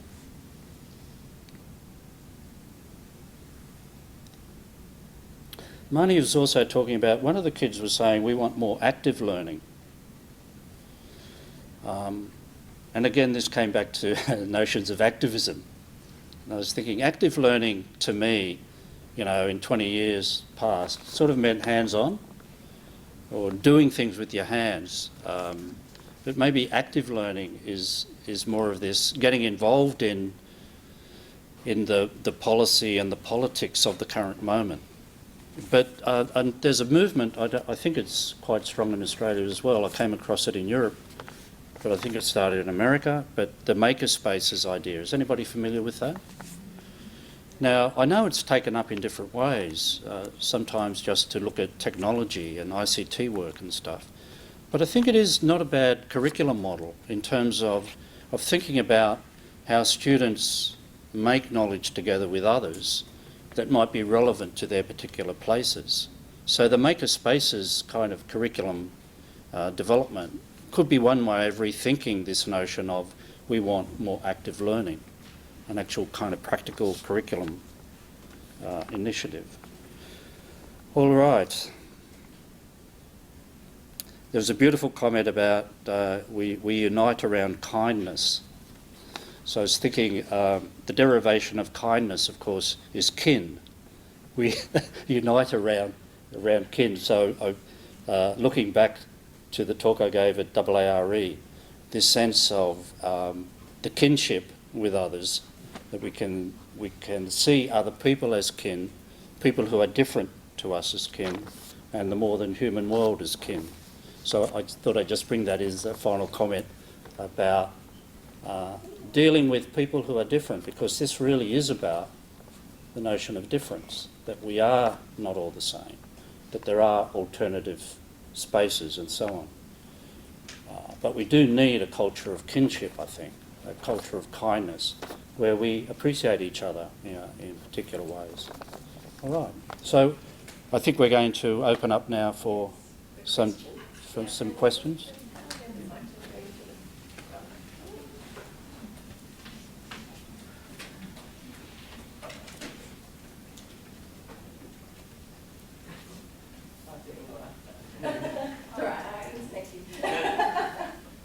So did you want me to play the role? Yes, please. Okay, so we have a question up the back. Now, how is this going to go with the microphone?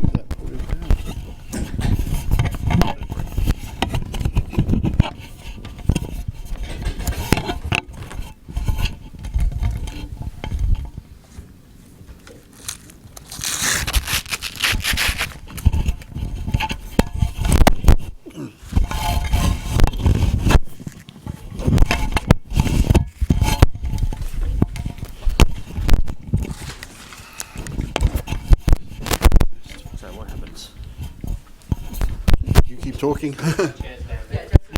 Perhaps we haven't got us linked. That's just I hope. They're quite sensitive. Is the idea that people who ask questions come forward? I can speak. Could you just summarise it? I'll summarise it. Yeah, thanks. Yeah, I can say. Yeah. I can stand right.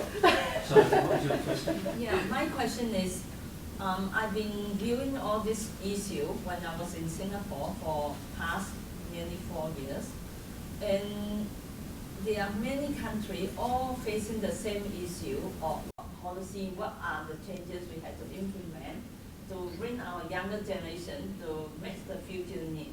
So all this with the research various countries carry out. But I think there's one central thing is about how we putting children as a center, the learner as a center, or are we the teacher go around and tell them? So if we think of the philosophy of every student is a learner, and we work for them, we try to look into the learner and how to create a learner, then many entrustment and disinterest in learning might be solved through this so-called active learning, because the child learner itself is motivated. Okay.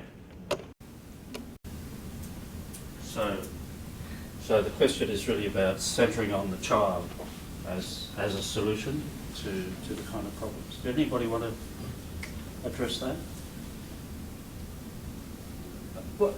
What's the actual question? So I do think you have to have the learner at the centre.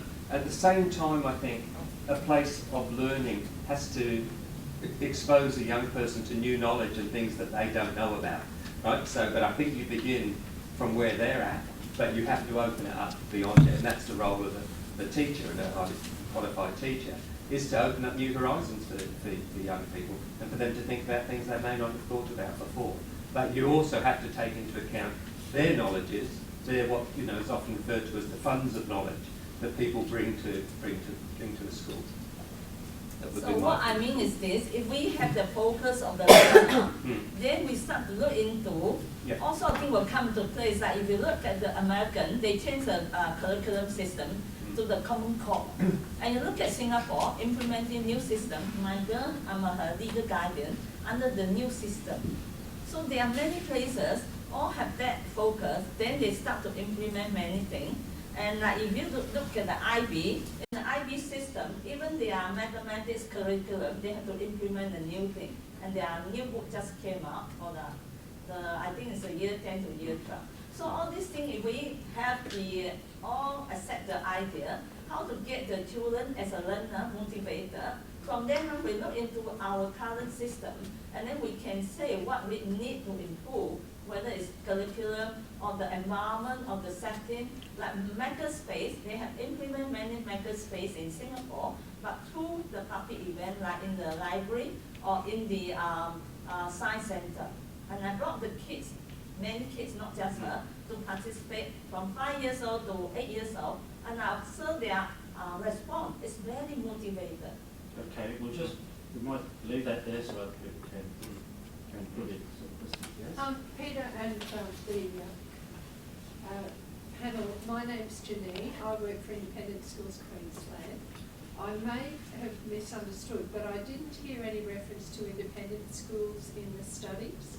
And I just wanted to point out that we do have 28 special assistance schools that are, dealing with the children that you're talking about.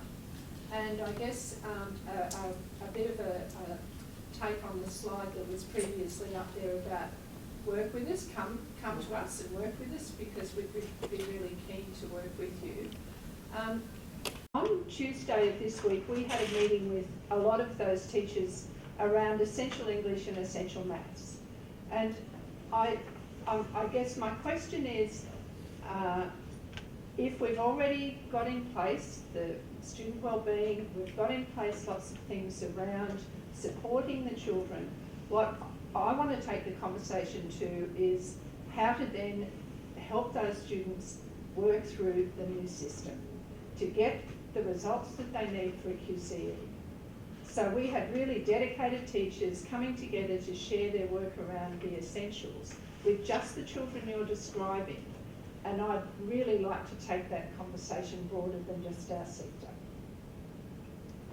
So it's a bit of a challenge about how yes, it's supporting those children, it's keeping them safe, it's all of the things that we know SASs do really well, but I'm not hearing enough about education achievement, about the real things that matter in terms of QCE, getting results. So I guess in my presentation when I was talking about the bigger picture, and Martin talked about this. So we're actually working with Anne and her team who run, they're 4 special assistant schools, aren't they? 4 flexi schools, to look at student outcomes and what they look like in flexible learning settings. Because it's a relatively new phenomenon in Australia, there's not a lot of research on what outcomes are. There's been and I know from a practitioner, young people come to you with a range of social emotional issues or needs, plus a lot of young people had missed huge chunks of school, so their literacy and numeracy levels weren't quite where they should be at their year level. So I think it's very underexplored, and I think that we do need to shift beyond we're re-engaging these very disenfranchised young people who've been not attending school or on youth detention orders, or that's great, but let's look at the next phase, next stage, which is what academic outcomes are they leaving with? Because it's wonderful if they leave knowing how to have healthy relationships and how to interact with people in ways that they couldn't before, but without being literate and numerate, their life outcomes aren't going to be very good. So I completely agree with you. I think one of the things that came to mind when you were talking about that too, as well though, is that sometimes what matters to adults isn't necessarily what matters to students. No, it matters to them. Well, so if we think example, the project I was talking about there, many examples, but just one came to mind then, particularly in relation to uniform, because that's come up a little bit, and they're talking about well-being and outcomes and all the rest of it. And they said, who cares if my socks are the wrong colour? At the end of the day, I haven't eaten all day. My concern is on that more so than whether or not I'm sitting straight on my uniform. And so I think that they both do need to play hand in hand, as you talked about, thinking about the future development as well. But I think it's also important to emphasise the lived experience in the here and now, because until we get a better understanding of that and what the needs are from the student's perspective, it's going to be really hard, and I guess an ongoing battle, I think, to be able to make sure that their needs are met in terms of more broadly speaking, but also to then work towards those outcomes that you're talking about too. So, I guess in summary, if they're sitting there hungry, not knowing when they're going to eat next, they're not really concerned about their test results. So I guess that's something to, Well, one of the terms that we've used, and we've taken the term from one of the schools in our study in Queensland, our work in Queensland, is clearing the path for learning. And that if you want to get to that learning, many of the things that we've been talking about earlier have to be done in order to provide the space for the learning to occur. So I think I don't think any of us would actually say that that's not important, those outcomes aren't important. But to get there, for many of these young people, you've got to make sure that they're fed, they can get to school, that they feel safe when they get to school. That the young person in your study is, I just want there to be no racism. You know, like, unless we address those things, then the learning won't happen. Yeah? Thank you for all the presentations, they were fantastic. I was thinking specifically of what you said, Marnee, about when students were asked, they came up with seemingly sensible things. More active learning, uniforms, not such an emphasis, more training for teachers, differences in learning styles. Why haven't these been taken on board by systems, do you think? We've been hearing about it for ages. Yeah, so in terms of Indigenous education, there's been some fantastic policy imperatives implemented. Look at the inclusion of 1.4 and 2.4 in the Australian Professional Standards for Teachers. What a big, progression that is for Indigenous education. Look at AARE and the inclusion of a national cross-curriculum priority of Aboriginal and Torres Strait Islander knowledges. Now, the gap there for me is how policy is implemented. We don't know how policies are implemented. We just don't know. And so, where is the block? I think it's probably similar to a lot of other policy areas within education in terms of, you make these policies and how they're actually implemented. I've looked really closely at Indigenous education, and I think there's a whole range of factors at play, and it's so interrelated with history and also with the politics, or past and present politics to do with Indigenous people, and our inclusion at really important levels, such as decision making, voice of parliament, and all of that. That's not disconnected from how policies are taken on board and implemented. Yeah, I was just going to say, like, in conjunction with that, sorry, my name's Noel, I'm actually a student, teacher to be, and I've just done a prac actually in North Queensland in the highest population per capita of Indigenous students in a school. And it's a bit along the lines of what you're talking about. Is in my time there's 33% Indigenous. Most of these kids, you struggle to get to school, most of them are not fed. Some, they do come in uniforms, which is really good in that respect from that point of view. But the bit I noticed was this direct instruction, explicit instruction policy for that region. Yet, you look at the work by Fogarty and Wilson from what happened in Narraccoon, it shows the opposite. Is why? When the research is, so what I find is there's a disconnect between great research and what is actually happening on the ground, and I don't understand why. Yeah, and then to add another dimension to that, what Indigenous people want. Exactly. So yeah, I don't have an answer to that. It's a tough one. Yeah, it's very complicated and frustrating. Yeah. My question's for Martin. My name's Tony. I work with a number of colleagues at the London School of Economics. They've had a close look at the academies. They've identified strong causal evidence of exclusions beginning in 2010 when the academies were focused on helping low SES schools. But since the general implementation in, I think, 2015, it's getting worse and worse. Now that they've got the emergence of basically league tables for schools, they can see sorting of parents, sorting students across schools, looking for more prestigious schools. The response in London, my colleague Matteo Sandy is involved, it's driven by the police. So he's involved in a program at the moment where police persons go into school and try and do what you folks are doing. And I find that incredulous. Can you give me a comment on that? So my comment, I could go quite a long comment, but there's something about sending police into the poorest schools that sends a particular message, which I think is hugely problematic. Now, at the same time, I have talked to young people who've actually developed a relationship with the police, in a way that has a positive outcome. So the semiotics of sending a police officer into a poor school, I think, is problematic.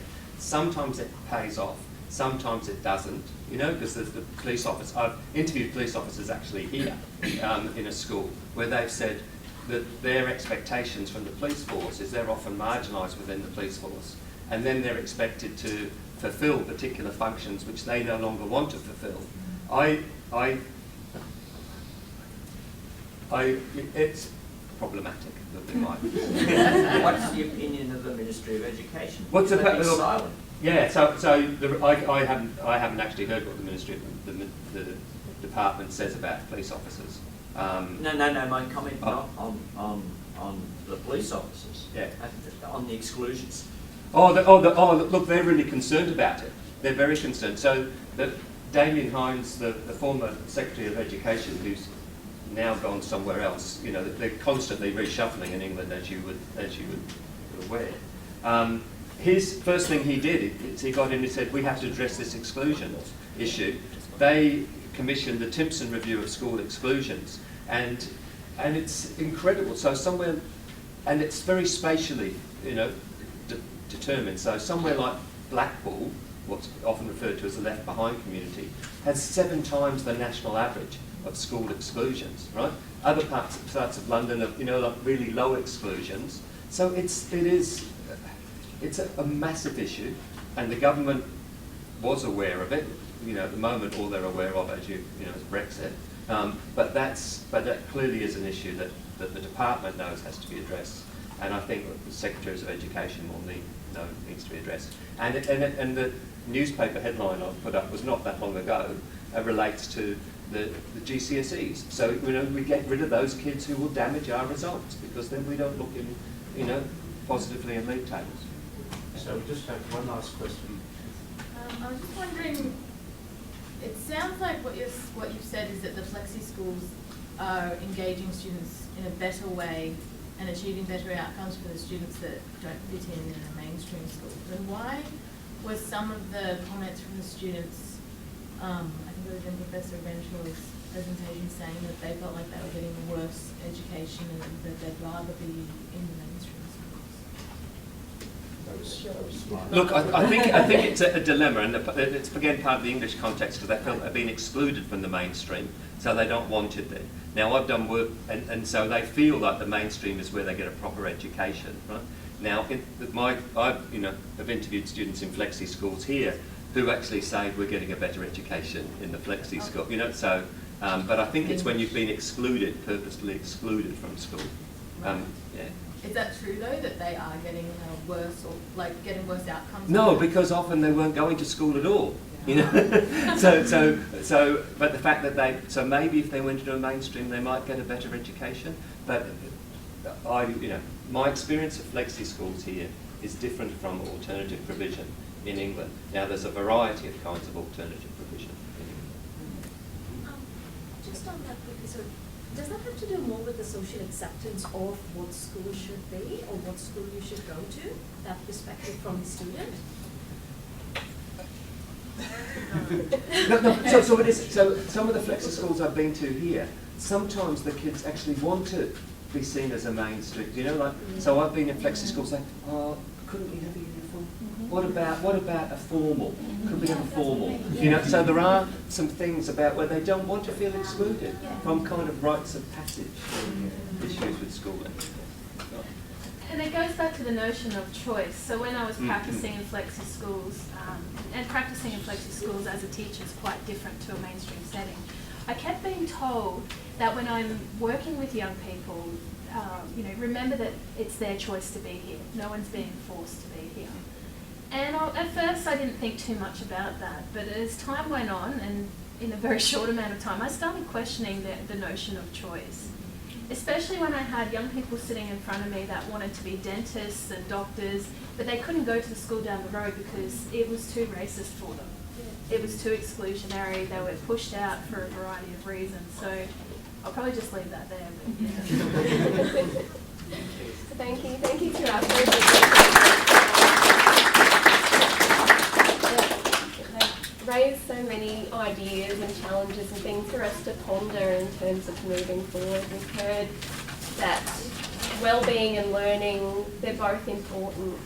And some places do the well-being well and some places do the learning well, and when they get it both right, and when students are really listened to and we hear their ideas and we act on those ideas and give them agency, that seems to make a difference. And So that's, I guess, our gauntlet going forward to try and do that. I just want to thank everyone who's travelled here today, and thank you to each of our presenters who've invested such time and effort into their presentations, and to Peter for doing a great job as discussant and facilitator.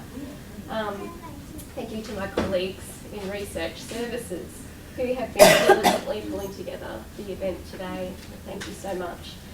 I'm sure you agree that today we have privileged the voice of the disenfranchised learner. We've heard directly from them in many ways and in different contexts. In particular, the projects presented and showcased today demonstrate that, firstly, listening to our learners is important and essential. Secondly, that the barriers to attending school that learners articulate transcend culture and country. And thirdly, when learners are listened to rather than being labelled or excluded, they can become empowered to learn.